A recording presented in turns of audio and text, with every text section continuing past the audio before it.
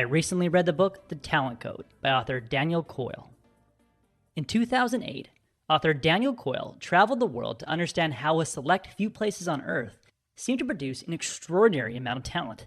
For example, he wondered how a historically non-golfing country like South Korea can produce 33 of the top 100 female golfers in the world, and how one tiny indoor tennis court in Moscow can produce more top-ranked women tennis players than the entire United States between 2005 and 2007, and how one school system in the United States can send 400% more low-income minority students to college than any other school system in the US. Coyle calls all these mysterious pools of talent hotbeds. When he visited a talent hotbed, he saw students operating on the edge of their ability, permitting themselves to fail and frequently make mistakes. The kids in talent hotbeds learn their sport or their art like a baby learns how to walk. They try, they stumble, they try again. Everyone in a talent hotbed is willing to look bad in order to get good, which is odd because we all instinctively hate making mistakes and desperately try to avoid looking bad. So why are people in talent hotbeds so enthusiastic about putting in thousands of hours of struggle-filled practice that makes us look foolish? After reading the Talent Code, I discovered that there are 3 primary reasons. I'll call these the 3 foundations of talent. You can think of these 3 foundations like 3 boosters on the bottom of a rocket. They provide the thrust necessary to push against the desire to quit, like a rocket pushes against the resistance of Earth's atmosphere as it goes into orbit. These 3 boosters are necessary to break the barrier in any sport, art, or profession and turn an average person into an exceptionally talented person. Talent booster number 1, a revelatory moment. On May 18th, 1998, young female golfers across South Korea saw something they'd never seen before. A fellow countrywoman named Siri Park made a putt on the final hole of the Ladies Professional Golf Championship to become the first Korean ever to win a professional golf tournament. Christina Kim, a young South Korean golfer at the time, said she wasn't blonde or blue-eyed, and we were of the same blood. I said to myself, if she could do it, why can't I? After Siri Park won her first golf tournament, a seed was planted in the minds of little female golfers around South Korea. It was like the seeds of a dandelion had been blown across golf courses all across South Korea. 10 years later, South Korean female golfers would rise up the ranks and dominate women's golf, winning a third of all ladies' professional golf tournaments. That Siri Park moment on May 18, 1998, was a revelatory moment because it fundamentally changed what young Korean girls thought was possible. A similar revelatory moment happened in 1954. You see, back in 1954, everyone thought that running a mile under 4 minutes was impossible for a human being.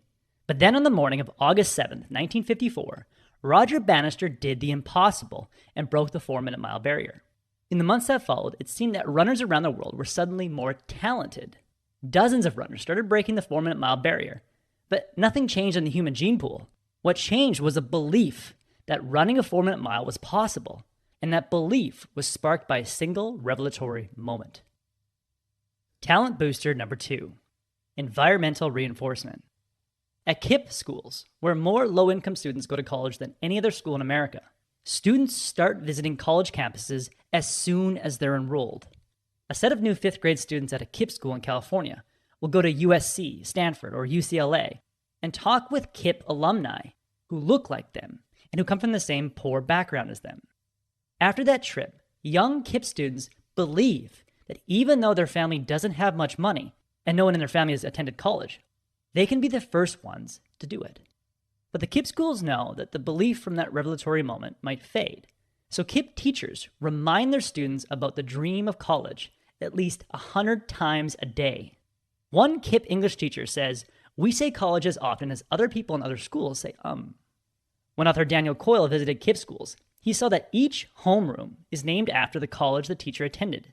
Math classes are in Berkeley, social studies are in USC, special education is at Cornell Graduate School.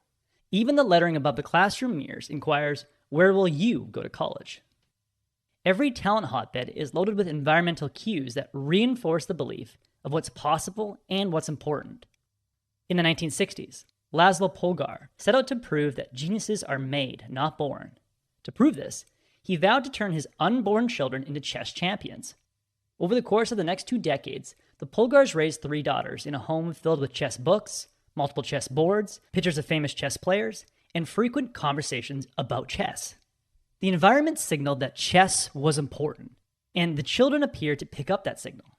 Over the years, all 3 girls developed an obsession with chess, and all 3 girls went on to be chess grandmasters. Talent booster number 3, a primal cue to belong.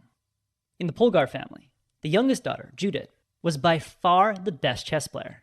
In 1991, at age 15, Judith became the youngest player at that time in history to reach grandmaster status.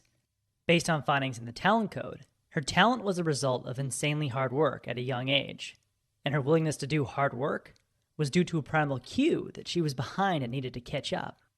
When she first started chess, her sisters were much better at chess than she was. To the primitive part of Judith's brain, the message was clear: put in the work or get left behind.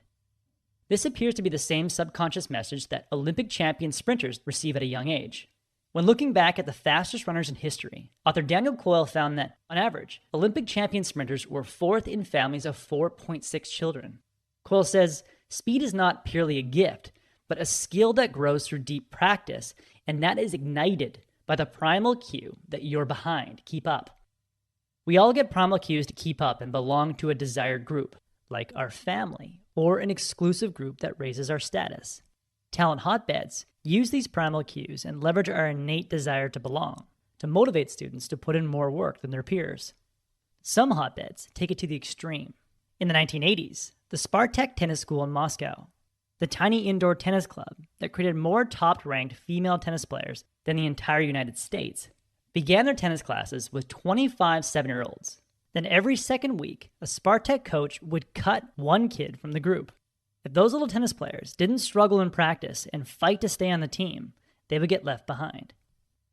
In the end, if you want to replicate a talent hotbed in your home or your classroom, focus on REP, rep.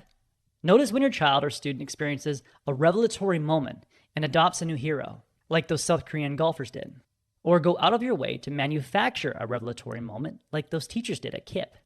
Then design environments to reinforce what's important and what's possible, like the KIPP schools reinforce the idea of college, or the Polgars reinforce the importance of chess. And then maintain their desire to do hard work by activating a primal cue to belong to special groups around them. When you focus on these 3 talent boosters, you create an inner drive in your child or your student to routinely push themselves to the edge of their ability and put in hours of deep, difficult practice that's necessary to become exceptionally talented at whatever they do.